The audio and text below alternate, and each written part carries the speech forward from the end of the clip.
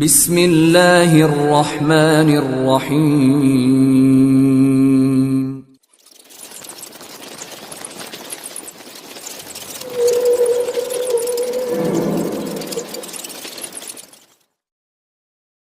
لہجوں میں اور بڑے اچھے انداز میں اپنا ما فی الضمیر کہا تھا۔ میں بھی سوچ رہا تھا کہ کس طرح سے میں ان چیزوں کو لفظوں کا جامع پہناؤں، تو یہ ایک خوبصورت اور خوش ذائقہ کاوش تھی۔ میں نے کہا کہ اسی کو اپنا رہنما بنا کے مدعا عرض کرتا ہوں۔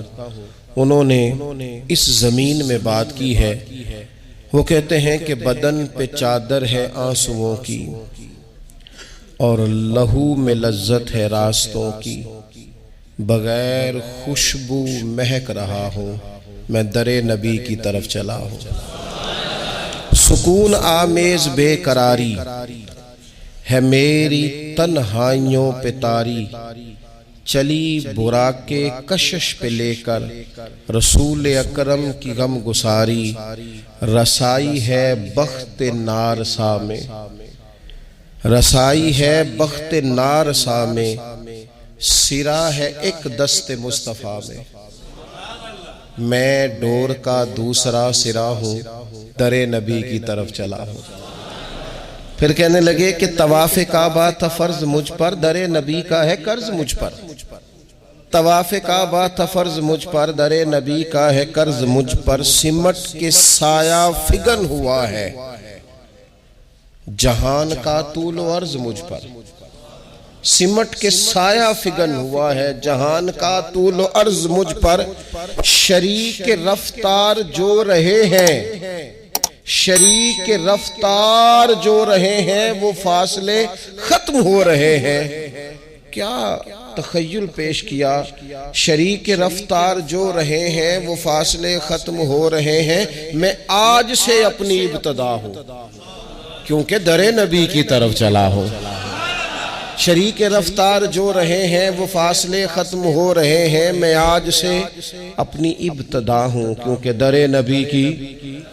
کہنے لگے دکھائی دینے لگا مدینہ، مثال در کھل رہا ہے سینہ، ہوائیں حوروں کے لمس جیسی، ہوائیں حوروں کے لمس جیسی، فضائیں خلد بری کا زینہ، کھلے ہوئے بازوؤں سی راہیں، ہر ایک مسافر کو اتنا چاہیں، ہر ایک مسافر کو کھلے ہوئے بازوؤں سی راہیں، ہر ایک مسافر کو اتنا چاہیں، بھلا کتنا، کھلے ہوئے بازوؤں سی راہیں، ہر ایک مسافر کو اتنا چاہیں کہ میں ان کی چاہت پہ مر مٹا ہوں، در نبی کی طرف چلا ہوں۔ میں تو ان کی چاہت پہ مر مٹا ہوں، ابھی رستہ ہے، رستے نے اتنا پیار کیا ہے، کھلے ہوئے بازوؤں سی راہیں، ہر ایک مسافر کو اتنا چاہیں، میں ان کی چاہت پہ مر مٹا ہوں، در نبی کی طرف چلا ہوں۔ یہ ساعتیں قیمتی بھی آئیں، یہ ساعتیں قیمتی بھی آئیں کہ حاضری کو چلی جدائی، حاضری کو چلی، میں بڑی دیر سے جدا تھا، اب میری جدائی حاضری دے گی حضور کے روضے پہ۔ وہ ساعتیں قیمتی بھی آئیں کہ حاضری کو چلی جدائی، دھڑک رہے ہیں ہوا سے خمسہ، ہوا سے خمسہ، یہ ساعتیں قیمتی بھی آئیں کہ حاضری کو چلی جدائی، دھڑک رہے ہیں ہوا سے خمسہ، لرز رہی ہے برہ نہ پائی، بہشت عالم ہے یہ علاقہ، بہشت عالم ہے یہ۔ لوگوں نے تو بعد میں کہنا ہے نا جنت، کہنے لگے یہ دیکھو یہ سارا علاقہ ہی جنت ہے، بہشت عالم ہے یہ علاقہ۔ کیوں کیوں بہشت عالم ہے یہ علاقہ، قدم قدم نقش پائے آقا، قدم قدم نقش پائے آقا، میں زمین کے شیشے میں دیکھتا ہوں، در نبی کی طرف چلا ہوں، در نبی کی طرف چلا ہوں۔ پھر کہتے ہیں اب پتہ کیا ہوا، اب اگلی منزل آ گئی، اگلی منزل بھی بڑی نرالی ہے۔ کہنے لگے یقین حاوی سا ہے گماں پر، پہلے میرا خیال تھا، اب تھوڑا نا یقین حاوی ہونے لگ گیا. یقین حاوی سا ہے گماں پر، زمین پہ ہوں کہ آسماں پر. میں ہوں نہیں ہوں، جو ہوں تو کیا ہوں. اور دیکھو میں در نبی پر پہنچ گیا ہوں. یہ دیکھو میں در نبی پر. یقین حاوی سا ہے گماں پر، زمین پر ہوں کہ آسماں پر. میں ہوں نہیں ہوں، جو ہوں تو بھلا کیا ہوں. دیکھو میں در نبی پر میں پہنچ گیا ہوں. نہ رنگ نام و نمود میرا، نہ سایہ ہست و بود میرا. کیونکہ میں تے گلیاں دا روڑا کوڑا. نہ رنگ نام و نمود میرا، نہ سایہ ہست و بود میرا. خنک خنک نور مصطفیٰ سے پگھل رہا ہے وجود میرا. نور مصطفیٰ سے پگھل رہا ہے وجود میرا. وہ دیکھو نا کہنے لگے جمال سرکار زو فشاں ہے، نگاہ بھی درمیان میں کہاں ہے. سراپا آنکھیں بنا ہوا ہوں، میں در نبی پر پہنچ گیا ہوں. سراپا آنکھیں بنا ہوا ہوں، در نبی پر پہنچ گیا ہوں. یہ دید میراج ہے نظر کی. ختم ہو گئی بات. یہ دید میراج ہے نظر کی، یہی کمائی ہے عمر بھر کی.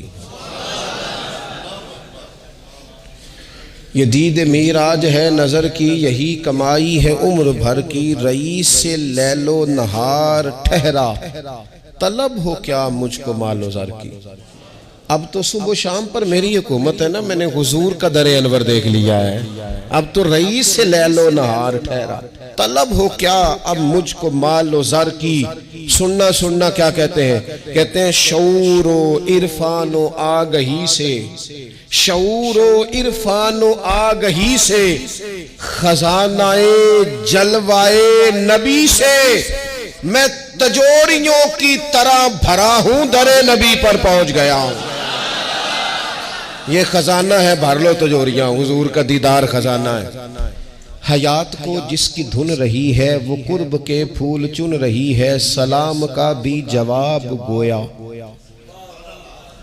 حیات کو جس کی دھن رہی ہے، حیات کو جس کی دھن رہی ہے، وہ قرب کے پھول چن رہی ہے. سلام کا بھی جواب گویا، سماعت عشق سن رہی ہے. کہتے نہیں میں نے جب حضور کو سلام کا ہے تو میرے عشق کے کانوں نے جواب بھی سنا ہے. نہیں جواب سنا ہے، جواب آیا ہے تو تبھی تو وہاں ڈیرے لگا کے اتنے لوگ بیٹھے ہیں نا. اور ویکھو نا ایک پہ سنتا ہے کروڑاں دیاں بولیاں. کہا حیات کو جس کی دھن رہی ہے، وہ قرب کے پھول چن رہی ہے. سلام کا بھی جواب گویا، سماعت عشق سن رہی ہے.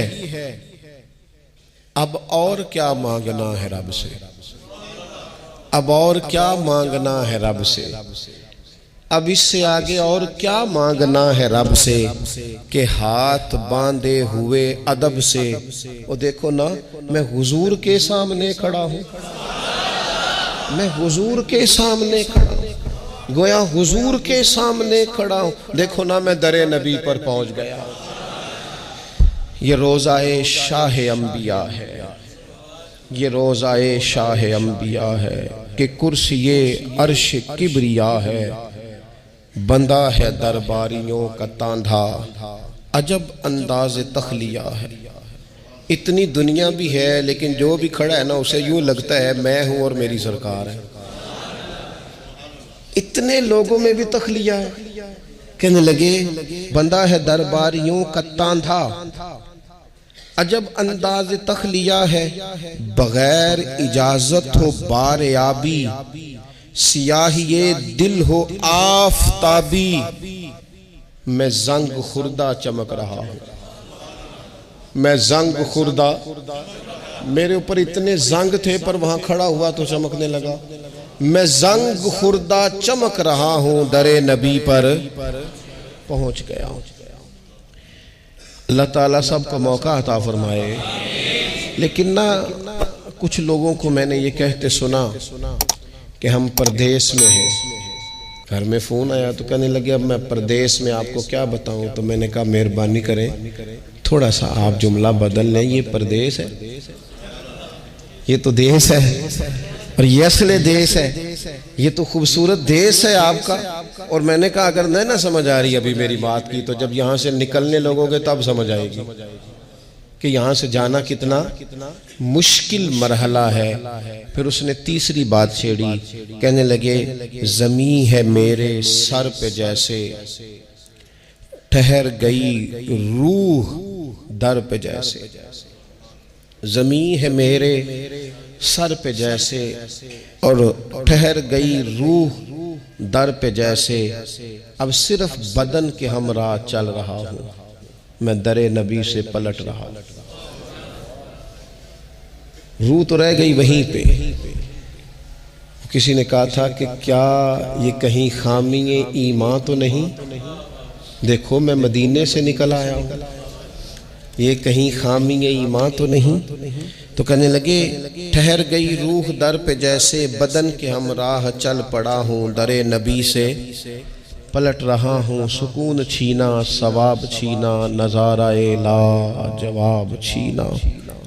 فرائض دنیاوی نے مجھ سے در رسالت معاب چھینا. رواں رواں آپ کو پکارے, کٹیں رگے جاں سے موڑ سارے. میں حرم کو مڑ مڑ کے دیکھتا ہوں, در نبی سے پلٹ رہا ہوں.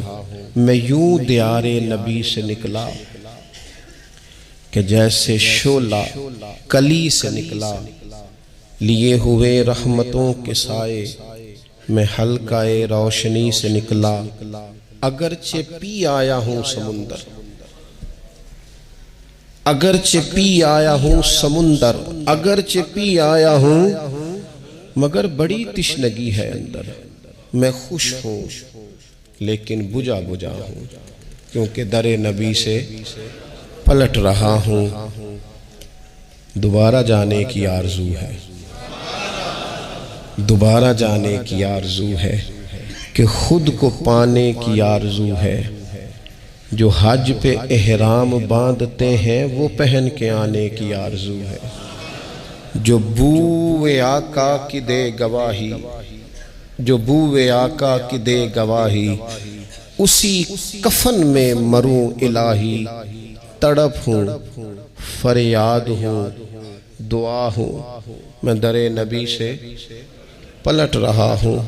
مجھے میرے ذہن نے ڈبویا, میں بہت ہی کم مائگی پہ رویا. تاثر اپنا بیان کر کے سخنوری کا بھرم بھی کھویا. کہنے لگے دل تھا کہ کوئی معافی ضمیر کہوں, لیکن کچھ نہیں, وہ بھرم ہی میں نے کھویا ہے. کوئی بھلا وہ حال بیان کر سکتا ہے وہاں جانے کا, وہاں رہنے کا اور وہاں سے آنے کا؟ کوئی کر سکتا ہے؟ مجھے تو میرے ذہن نے ڈبویا, میں بہت ہی کم مائگی پہ رویا. تاثر اپنا بیان کر کے سخنوری کا بھرم بھی کھویا. نہ لاج رکھی قلم کی میں نے, کیا تھا محسوس جو بھی میں نے. کہاں مظفر وہ لکھ سکا ہوں, میں در نبی سے پلٹ رہا. عزیز دوستو, دو تین باتیں آپ کی خدمت عالی مرتبت میں اس تعلق سے عرض کرنی ہے. ہم نا اللہ نے فضل کیا ہے, بڑی آسانیاں ہو گئی ہیں, بڑی آسانیاں. اب کہاں وہ دور گیا کہ جب یہاں سے لوگ کراچی ساحل سمندر پر پہنچتے تھے اور وہاں سے پھر ہفتے میں یا 10 دن میں بحری راستے سے حرمین جاتے تھے اور 6 ماہ وقت لگتا تھا, اور پھر وہاں سے جا کے خط ڈالا جاتا تھا اور وہ پہنچتا تھا تو خبر آتی تھی کہ لوگ خیریت سے چلے گئے. آپ صاف ستھرے کپڑوں میں اپنے گھر سے گاڑی میں بیٹھتے ہیں اور پھر آپ آرام سے جا کے ایئرپورٹ پہ کھڑے ہوتے ہیں, چند منٹوں میں بورڈنگ پاس وصول کرتے ہیں, اور آپ جہاز میں جب بیٹھتے ہیں تو آپ کے سامنے کھلتے ہوئے ٹیبل پر آپ کے لیے پانی, کھانا, چائے رکھا جاتا ہے. پھر آپ اس سے اترتے ہیں اور پھر گاڑی میں بیٹھ کے حرمین شریفین جاتے ہیں. باوجود اس کے شکوہ کس بات کا ہے؟ اتنی آسانی اور سہولت کے باوجود آزمائش کس بات کی؟ کیوں نہیں ہم مطمئن ہو پاتے؟ مجھے اس بات کا ادراک ہے کہ لے جانے والے بہت ساری باتیں غلط بھی کر دیتے ہیں، اللہ ماشاءاللہ وہ جو بتاتے ہیں کئی دفعہ وہ ہوتا نہیں ہے۔ لیکن میرے عزیز، ہم کوئی وہاں کوئی بہترین سیر کرنے گئے تھے کہ ہمیں اعلیٰ ہوٹل چاہیے تھا؟ ہم کوئی وہاں کھانے پینے کے لیے گئے تھے کہ ہمیں بڑا بہترین پیکج چاہیے تھا؟ ہم تو گئے تھے دروازہ رسول پہ حاضری دینے۔ تو وہاں تو لوگ یہ کہتے تھے کہ تھوڑا سا کھانا کھاؤ تاکہ زیادہ وقت حرم شریف میں رہ سکو، وہاں تم عبادات کر سکو۔ لیکن ہم مطلب غیر مطمئن سا سفر کرنا اور غیر مطمئن سا گزارا کرنا اور غیر مطمئن سا لوٹ آنا اور باتیں اس طرح کی کرنا کہ جو ہم سے سنے وہ بھی تھوڑا غیر مطمئن سا ہو جائے، اس طرح کا لب و لہجہ اختیار کرنا، اس سے تھوڑا باہر آئے۔ اور اگر کبھی کوئی دشواری ہو بھی جائے، اگر کبھی کوئی تکلیف آ بھی جائے، اگر کسی وجہ سے چلے کسی کی کوتاہی کی وجہ سے صحیح کوئی اذیت آ بھی جائے، میں نے ڈھیر سارے لوگوں کو اللہ ماشاءاللہ غیر مطمئن دیکھا ہے۔ میں نے بہت پہلے بھی کہا تھا، میں حرم شریف میں تھا تو کچھ لوگ شکوہ کر رہے تھے، تو میں نے ان سے کہا کہ اللہ تعالیٰ ان سے ضرور حساب لے گا جو یہاں آنے کے لیے بھی لوگوں سے جھوٹ بولتے ہیں۔ لیکن میں آپ سے یہ بات ضرور عرض کروں گا کہ ویسے بھی تو لوگ لوٹ لیتے ہیں نا، تو یہ تو بڑا اچھا نہیں، لوٹ بھی لیتا تو پھر بھی خیر تھا، ہمیں حضور کے روضے تک تو پہنچا دیا ہے، دیکھو نا لے کہاں آیا۔ لیکن اگر کوئی کسی وقت تکلیف ہو بھی، پتہ ہے حضور نے کیا فرمایا؟ نبی کریم نے فرمایا اگر کوئی میرے مدینے میں آئے اور اسے کوئی تکلیف پہنچے، فرمایا وہ اس پہ صبر کرے، میرا وعدہ ہے میں قیامت کے دن رب کی بارگاہ میں اس کی سفارش کروں گا۔ دوسری گزارش یہ ہے کہ جب بھی حرمین شریفین جائیں نا تو ذوق شوق ساتھ لے کے جائیں، غصہ اور آرام گھر چھوڑ کے جائیں۔ یہ واپس آ کے کرنا آرام بھی اور غصے بھی اور اپنی ذات، اپنا عہدہ، اپنا منصب، اپنا پیسہ، یہ گھر چھوڑ کے جائیں۔ وہاں غلامی لے کے جائیں، فقیری لے کے جائیں، خالی جھولی لے کے جائیں۔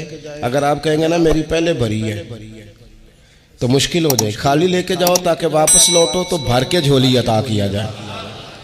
میرے بھائی، حضور کے دروازہ نور پر تو انسان کو فقیروں کی طرح کھڑے ہونا چاہیے، وہاں تو اسے گدھا بن کر کھڑا ہونا چاہیے، اس کا اعزاز ہونا چاہیے کہ وہ یہاں مانگنے آیا ہے۔ اللہ کی بارگاہ میں جب وہ بیت اللہ شریف میں کھڑا ہو اسے پگھل جانا چاہیے اپنے گناہوں کو یاد کر کے۔ لیکن پتہ نہیں لوگوں کو تصویریں کیسے یاد آ جاتی ہیں، پتہ نہیں کیسے۔ دیکھو چلیں آپ نے کھینچ لی بڑی جگہوں پہ، لیکن میرا اور آپ کا تو عقیدہ ہے کہ حضور اپنی قبر انور میں حیات ہیں، حضور ہمیں دیکھ رہے ہیں۔ تو جن کا یہ عقیدہ ہو انہیں تو زیادہ نیک ہونا چاہیے تھا۔ لیکن ادھر دیکھو، حضور کے سامنے کھڑا ہو بندہ مواجہ شریف پر، اور اس نظریے کا بندہ ہو کہ محبوب اپنی قبر انور میں حیات ہے اور مجھے دیکھ رہے ہیں، پھر اس کی جرت ہوتی ہے کہ وہ مواجہ شریف پر کھڑے ہو کے بھی فوٹو بنائے۔ پھر یہ طاقت اس کے پاس کیسے آ گئی؟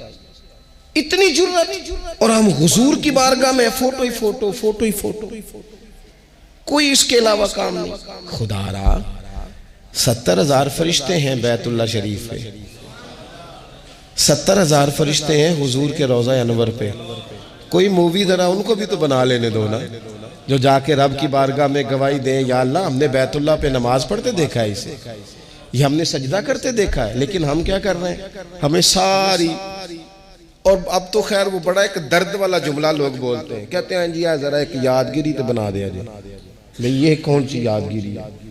یادیں تو وہ ہوتی ہیں جو روحوں سے جدا ہوتی نہیں، جو کھرچ بھی ڈالی جائیں تو ذہنوں سے جدا، تو بہت زیادہ انکساری سے، توجہ سے۔ دوسری بات، وہاں زیارات ہیں، اور صحیح بخاری میں موجود ہے حضرت عبداللہ ابن عمر رضی اللہ تعالیٰ عنہ کا یہ طریقہ مبارکہ تھا کہ وہ جب مکہ مکرمہ میں بھی جاتے تھے نا، بیت اللہ شریف بھی، تو وہ جگہ ڈھونڈ ڈھونڈ کے نماز پڑھتے تھے جہاں رسول کریم صلی اللہ تعالیٰ علیہ وسلم نے نماز ادا فرمائی ہے۔ ظاہر ہے وہ بڑی جگہ ہیں، اب وہ بڑی زیارات ہیں، جیسے غار ثور ہے، تو یہ وہ غار ہے جس کا قرآن پاک میں ذکر ہے، اذ ہما فی الغار، جب وہ دونوں غار میں تھے۔ ظاہر ہے بڑی زیارت ہے نا۔ ہمارے پاس مشعر حرام ہے، عرفات میں، مینا، مزدلفہ میں زیارات ہیں جن کا قرآن پاک میں تذکرہ آیا ہے، بڑی زیارات ہیں، ان زیارات کو کریں۔ آپ اگر اللہ موقع دے، ہمت ہو، ضروری نہیں کہ آپ بیمار ہو تو جانا وہاں کوئی فرض واجب تو نہیں، لیکن شوق محبت بعض اوقات انسان کو دلاتا ہے کہ وہ جائے، تو غار ہرا ہے، جا سکتے ہو تو ضرور زیارت کریں۔ حضور نے بڑا قیام فرمایا، مجھے اللہ نے موقع دیا، میں نے 2 دفعہ جا کے اوپر دیکھا، اس کی زیارت کی۔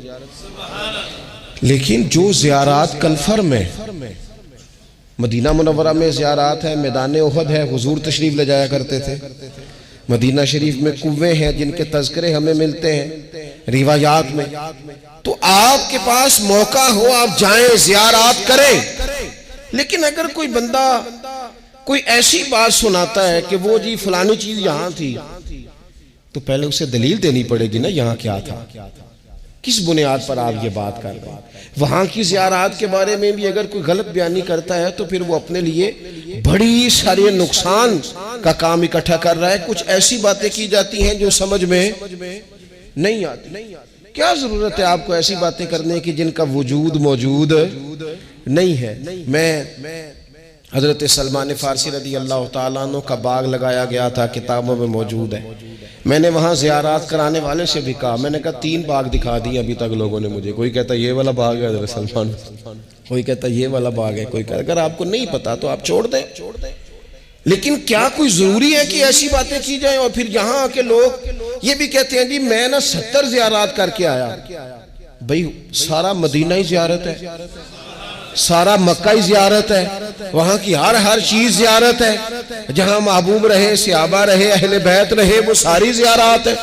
لیکن آپ کچھ ایسی باتیں اگر کریں گے جن کی آپ کو دلیل نہیں ملے گی تو پھر وہ کیسے مان لی جائیں گی؟ کس طرح اس پر فوکس کیا جائے گا؟ تیسری بات، ہم یہاں سے عبادات کے لیے جاتے ہیں۔ مجھے بڑا زمانہ ہو گیا، کئی سال ہو گئے، میں حاجی جب جاتے ہیں تو مجھے موقع ملتا ہے کچھ انہیں باتیں بتانے کا، کچھ ٹریننگ میرے ذمہ ہوتی ہے۔ تو میں نے دیکھا ہے کہ تمام ٹریننگ دینے والے حجاج کرام سے کہتے ہیں کہ جناب آپ تھوڑا چلا کریں، وہاں پیدل چلنا پڑے گا، 1-2 کلومیٹر چلنے کی عادت ڈالیں تاکہ آپ صفا مروہ پہ جائیں، مینا، مزدلفہ، عرفات میں جائیں تو آپ کو مشکل نہ ہو۔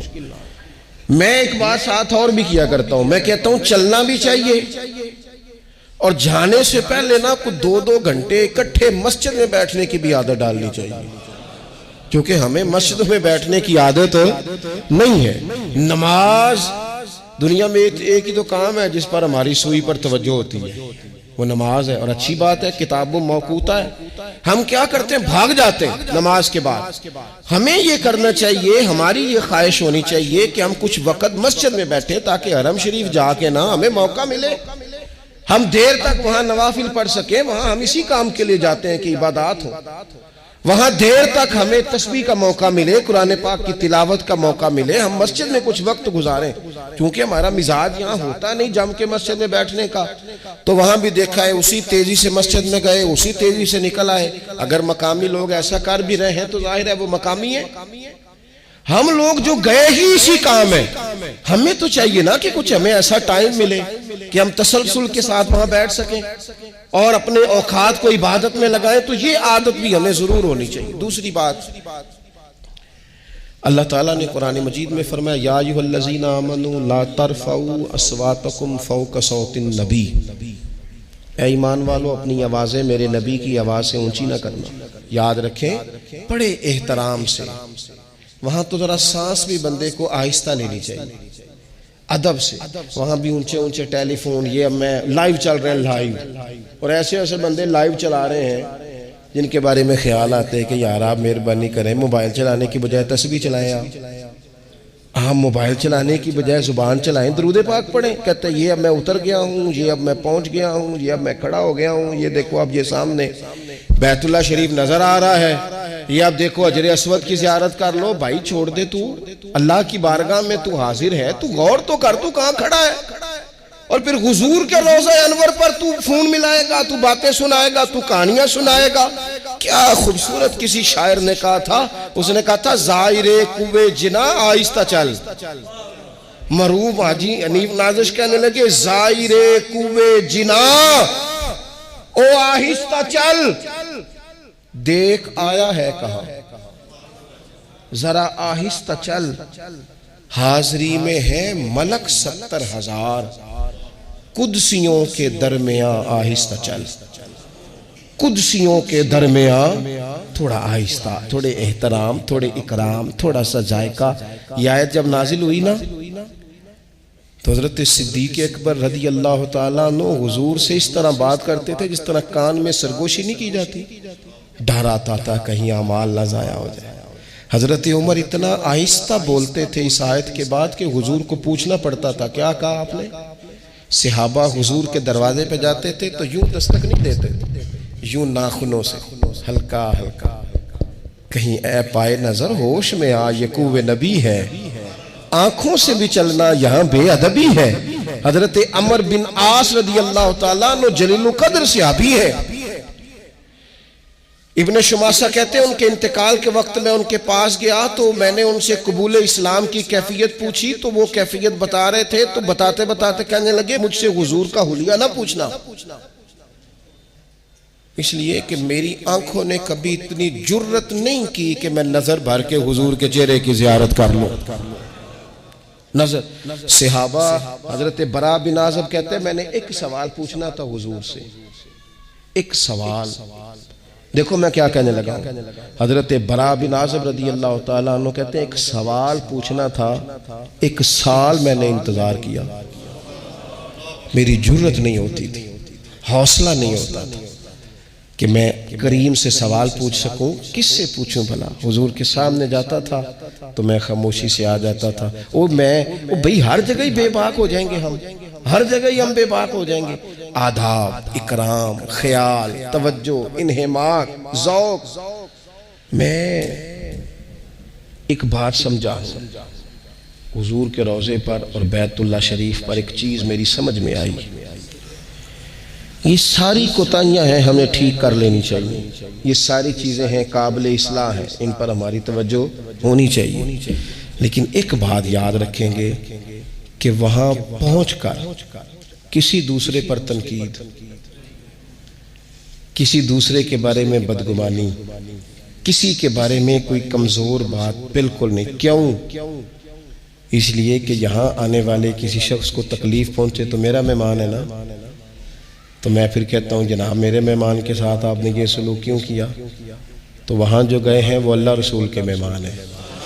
چونکہ ہمیں عادت ہوتی ہے جس کو بھی سامنے دیکھا تو کوئی بات چھیڑ دی، اصلاح کی جو باتیں ہیں میں نے عرض کر دی، تربیت کی جو باتیں عرض کر دی، لیکن وہاں پہنچ کر مجھے بہت سارے لوگوں نے پیار کیا، ڈھیروں لوگوں نے، حتیٰ کہ مسجد قباء شریف کے سابق امام انہوں نے بڑی محبت فرمائی، دعوت دی، اپنے گھر کھانا کھلایا، اور بھی درجنوں بیسوں لوگ تھے، بیت اللہ شریف